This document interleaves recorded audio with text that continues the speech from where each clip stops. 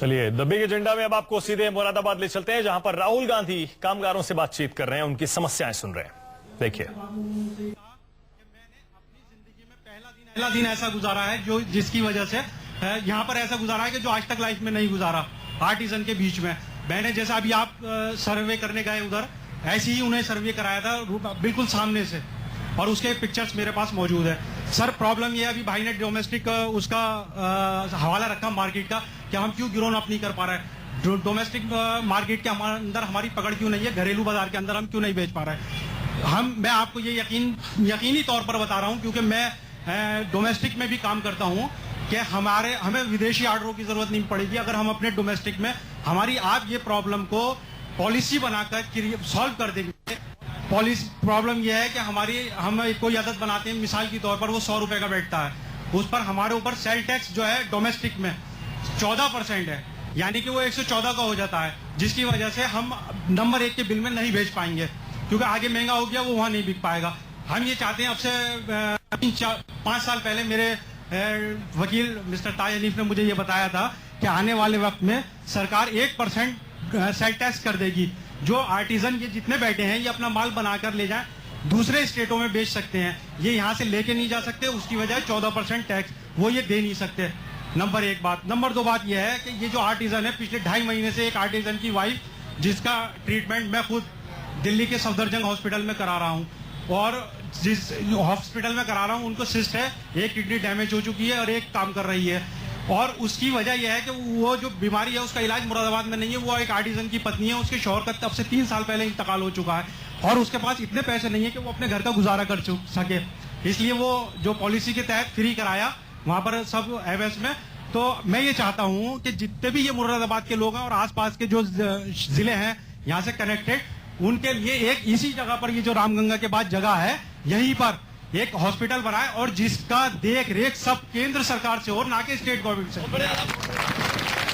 और मैं स्टेट की बात ये बताना चाहता हूं, मेरे मुरादाबाद के अंदर ये महानगर है, और इस महानगर के अंदर एक अस्पताल है, जिला अस्पताल, और उसकी कंडीशन ये है कि वहां अल्ट्रासाउंड की मशीन नहीं है, एमआरआई, सीटी स्कैन और डीटीपीए की मशीन है तो आप छोड़ दीजिए, उसके अंदर अल्ट्रासाउंड की मशीन नहीं है। ये जितने भी कारीगर बैठे हैं यहाँ पर, इनके पास कई बार इतने पैसे नहीं होते कि ये अल्ट्रासाउंड करा सके, जिससे इनकी बीमारी का पता चल सके। ये वही आर्टिजन है। सर अगर आपके पास टाइम होता तो मैं आपको उसकी कंडीशन दिखाता उस लेडी की, तो आपके शायद आंसू निकल जाते देखने के बाद।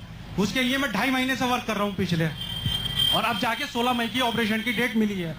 तो मैं ये चाहता हूँ कि जितने भी आर्टिजन है इनके लिए एक हॉस्पिटल यहाँ बने, और वो केंद्र सरकार से, सफदरजंग या ऑल इंडिया से कनेक्टेड होना चाहिए, उसी तर्ज के डॉक्टर वहां पर होना चाहिए, क्योंकि यहाँ के शहर के जितने भी प्राइवेट डॉक्टर हैं सब पैसा बनाने में लगे हुए हैं, ना कि उन्हें ये पता कि इलाज कैसे होगा कैसे नहीं। नंबर 2। नंबर 3 बात मेरी एक और आपसे एक दरखास्त मेरी ये है, ये मेन बात ये आर्टिजन के लिए है, मेरे अपने लिए नहीं है, इलाज तुम्हारा ही होगा। और दूसरी बात अहम यह है कि ये जो आर्टिजन का लोन हुआ था, ये बाढ़ आ गई थी, अभी आपको जैसे सब लोगों ने बताया कि बाढ़ का पानी यहाँ तक था, ये सच है, ये सच है। और हम ये चाहते हैं, और ये भी सच है कि जैसा अभी मोहतरमा ने आपको उधर बताया, रोने लगी, वो रोहाना हो गई।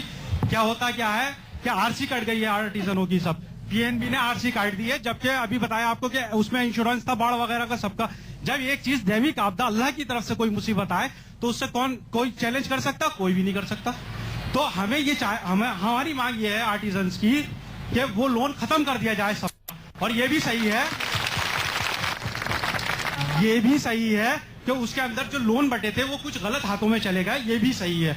इसलिए, और जो सही है वो मोहतरमा रोने हार है कि वो अपनी रोटी खाए, या होता यह है कि उसकी आरसी काट दी गई। आरसी में ये होता है कि तहसील से जितने भी वो हैं अमीन, वो आते हैं, उल्टी बजाते हैं और जी हॉरर शो बना देते हैं। उसका क्या बना देते हैं? जी हॉरर शो। मतलब इतना डरा देते हैं आर्टिजन को कि वो मर जाएगा, उसका हार्ट फेल हो जाएगा, लेकिन उन्हें ये नहीं पता कि वो भी इंसान है, वो भी इंसान है। उस इंसान की बात ही नहीं सुनी जाती। वो ये कहता, मैं, अच्छा आप बताइए, अगर उसकी जगह आप हो, आपके पास रोटी खाने को नहीं हो, और वो ये कहे कि मुझे किस चाहिए और अभी चाहिए, नहीं तो मैं तुझे अभी पकड़ के जेल में डाले दे रही हूँ, क्या करेगा वो तो मर ही जाएगा, ऑन स्पॉट मर जाएगा। और ऐसा होता है, धोखा दे दे के पहले तो लोन दे दिया, गलत हाथों में दे दिया, गलत तरीके से दे दिया, आधा इधर बांट दिया, आधा उधर बांट दिया, पूरा उसके अंदर नहीं डाला गया, उस अकाउंट के अंदर कुछ दलालों ने खा लिया। बहुत सारे काम राहुल जी आपको नहीं मालूम ऐसे होते हैं कि बीच में दलाल लग जाते हैं। और ये जाहिल औरत है बेचारी, इसको क्या पता उसने सिर्फ अंगूठा साइन करा लिया और पैसे निकाल लिए, ज्यादा मुझे पता ही नहीं। अच्छा भैया, बाकी लोगों अब मैं आपको दे रहा हूँ, बस भाई ये मेरी 3 दरख्वास्तें हैं। एक तो आप सबसे पहले हॉस्पिटल का करें इंतजाम, और जिसके अंदर कैंसर वगैरह का सारे इलाज हो, कोई इलाज ना हो और कोई इलाज ऐसा ना हो जो ना हो, सारे इलाज हो। धन्यवाद, बहुत बहुत शुक्रिया। भैया एक सवाल मैं भी पूछना चाहता हूँ।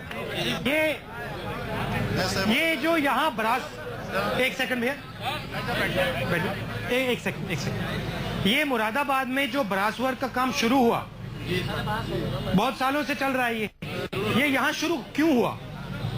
मतलब यहाँ चालू क्यों हुआ? यहाँ मुरादाबाद में जब ईरान के लोग आए थे, कब, किस साल की बात है? जब मुरादाबाद बसा तो इसका पुराना नाम चौपाला है। ये 4 गांवों का केंद्र हुआ करता था। यहाँ पर जब आपके सिकंदर आते हैं, इनके शाहजहां बादशाह के, उन्होंने उनके बेटे पर इसको मुरादाबाद का नाम दिया है। यहाँ पे जो उनके फौज के आए थे, उसके साथ में ईरान के कलाकार आए, जितने बेहतरीन दुनिया के कारीगर थे वो यहाँ पर आए। उसके बाद यहाँ से नक्काशी की कला चली और उसको सजोया गया, संवारा गया। हिंदुस्तान में इस कला को जो अगर पहचान दी है तो वो मुरादाबाद। तो ये जो पहले काम करते थे, ये फौज के लिए काम करते थे या किस चीज के लिए काम करते थे जो बनाते थे वो? ये कारीगरी जो है, आज आप देखते हैं कि आपके दिल्ली में जितनी नक्काशी होती है बिल्डिंगों के ऊपर, महलों के ऊपर, मस्जिदों के ऊपर, जो बूल बेटे सब बने हुए हैं, वो टोटल हमारे इन्हीं दस्तकारों की देन है। उसी चीज को हम लोगों ने मेटल में ढाला और मेटल में ढालने के बाद फिर यहाँ से इस चीज को हमने आगे बढ़ाया। और इसके लिए अगर हम जाएंगे बैक में, तो जब आगरा में सन 1960 के बाद में मलका विक्टोरिया आई थी और यहाँ की वस्तुओं को वहाँ प्रदर्शन के लिए ले जाया गया था, उनको वेलकम करने के लिए ले जाया गया था, तब उन्होंने उस कला को देख के कहा था कि ये कला हिंदुस्तान तक सीमित क्यों है, इसको आप हमारे बाजारों में भी लाइए। वो कला मुरादाबाद से निकली और उसके बाद में हम पूरी दुनिया पे छा गए। देखिए सर, आपका वेलकम है मुरादाबाद में कि आज आपने हमारे दर्द जानने के लिए हमारे बीच में आए। मैं सिर्फ 5 मिनट अपने तमाम साथियों की तरफ से लेते हुए आपको उन पॉइंटों पे आऊंगा। भैया उसके बाद जी मेरी पब्लिक मीटिंग है, तो मैं भी 5 मिनट बोलना चाहूंगा। बिल्कुल सर। तो आपके बाद खत्म करेंगे, मैं बोलूंगा। जी सर, इसमें हम सबसे पहले आपसे ये चाहेंगे कि हमारे कारीगरों के लिए कोई भी एक सेंटर नहीं है। अगर हम देखेंगे तो पूरे हिंदुस्तान में करोड़ों की तादाद में कारीगर हैं, इनके लिए कोई मंत्रालय नहीं है। सबसे पहले कारीगरों के लिए, आर्टिजन के लिए एक मंत्रालय का होना जरूरी है। जब मंत्रालय होगा, हमारे सैकड़ों समस्याओं का समाधान होगा। नंबर 1। हाँ, तो आजकल कौन से में आते हैं? कॉमर्स मिनिस्ट्री में आते हैं आप लोग? सर, हम लोग वस्त्र मंत्रालय के अधीन आते हैं। उसमें एक उन्होंने डिपार्टमेंट टेक्सटाइल मिनिस्ट्री, जी, उसके अंदर एक डिपार्टमेंट। टेक्सटाइल में आपका लेना देना क्या है? सर, यही क्वेश्चन है सर, हमारा सबका यही क्वेश्चन है कि टेक्सटाइल मिनिस्ट्री से हमारा लेना देना क्या है। हमारे लिए उन्होंने एक छोटा सा डिपार्टमेंट किया, डेवलपमेंट कमिश्नर हैंडीक्राफ्ट। उसका एक प्रॉपर ऑफिस नहीं है। उसकी डिमांड सर हमने स्वयं जाके आपके सामने दिसंबर में रखी थी, अगर आपको ध्यान होगा।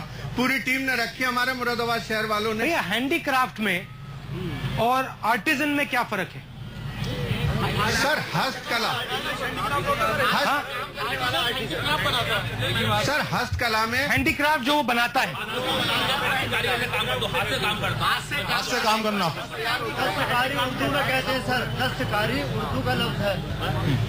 सर, इंग्लिश का वर्ड आर्टिजन आ गया, उसको उर्दू में दस्तकारी कह लिया, हिंदी में हस्तशिल्पी कह लिया, संस्कृत में शिल्पी कह लिया। इस तरह से इसके अलग अलग नाम हैं।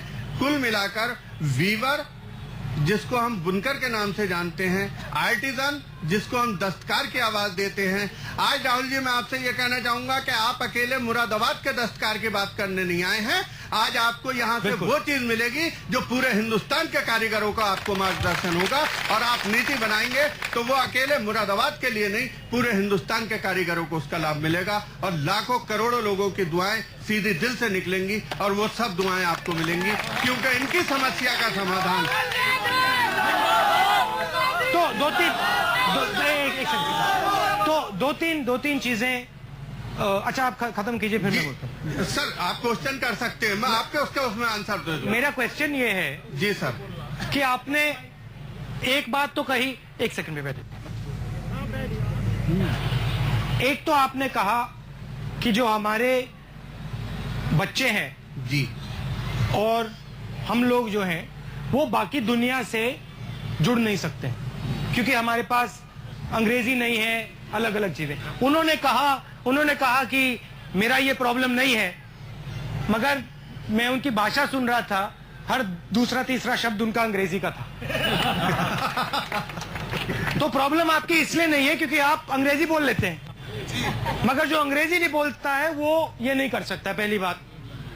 दूसरी बात, आपकी फाइनेंस की प्रॉब्लम है कि मतलब आपको फाइनेंशियल सपोर्ट, बैंक सपोर्ट नहीं, और जब दिया जाता है तो आप में मतलब इतनी जानकारी नहीं है और आपको बीच मिडिल मैन उठा के खा जाता है। तो ये दो बड़े प्रॉब्लम है। तीसरी प्रॉब्लम है कि आपकी सुनवाई के लिए एक मतलब मंत्रालय या एक सेंटर या एक सिस्टम नहीं है। हाँ,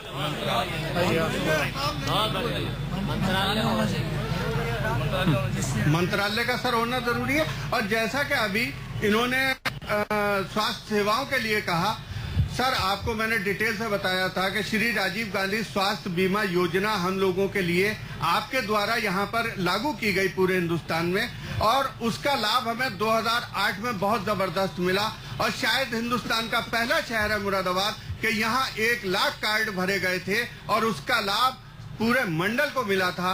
लेकिन आज वो हमारी स्कीम मर्ज कर दी गई बीपीएल कार्ड में। आज हम लोग उस लाभ से वांछित हो गए, हम अलहदा हो गए। आज हम लोगों के पास वो राजीव गांधी स्वास्थ्य बीमा कार्ड योजना का कोई भी लाभ नहीं। तो यहाँ पे मतलब मुरादाबाद में, और मुझे कहा अलीगढ़ में ब्रास का होता है, कानपुर में लेदर का होता है, हाँ, सहारनपुर में लकड़ी का कारीगर सर। तो ये सब कारीगर अलग अलग कारीगर हैं सब आर्टिजन। अच्छा, और यूपी के बाहर? यूपी के बाहर सर अगर हम उड़ीसा, तमिलनाडु में मतलब साड़ी का काम होता है, वो भी इसी में आएगा? सर मोरपंखी का काम है, बेत का काम है, लकड़ी के नक्काशियों का काम है, केले में इंडस्ट्री में हमारा बहुत आर्टिजन है, जो कुम्हार का काम है जी, कुम्हार भी इसमें आएगा जी सर। तो हमारी महिलाएं यहाँ बैठी तो हैं। आधा हिंदुस्तान हो गया ये। सर हम यही, अरे वाह सर। और आपके पास मंत्रिमंडल नहीं है? जी सर। हिंदुस्तान के अंदर दस्तकार को जब ऋण दिया जाता है, जब लोन दिया जाता है, उसमें 12% ब्याज दिया जाता है। जब बुनकर को ऋण दिया जाता है तो उसमें 4% ब्याज दिया जाता है। अच्छा, एक बात बताइए जी सर, ये जो आपने कैटेगरी बनाई है, इसमें हमने कहा कि जो ब्रास का काम करते हैं, कारपेट का काम करते हैं, साड़ी बनाने का काम करते हैं, ये लोग आते हैं। जो मान लो चौकीदारी का काम करता है,